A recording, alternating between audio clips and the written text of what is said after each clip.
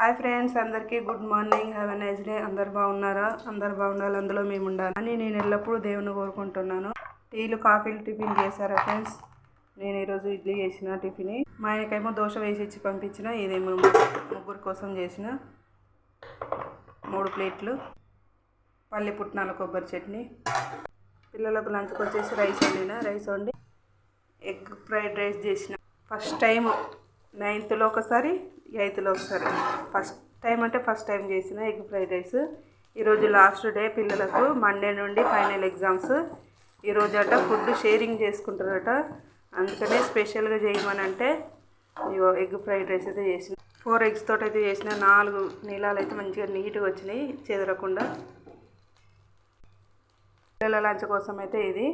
మళ్ళీ పిల్లలు వెళ్ళిన తర్వాత కూర ఏమి వండను, ఎందుకంటే నైట్ వండిన అది పప్పు, మామిడికాయ, మెంతికూర ఇదే ఉన్నది. చాలు మా ఇద్దరికి. మళ్ళీ సాయంత్రం వరకు చూడాలి.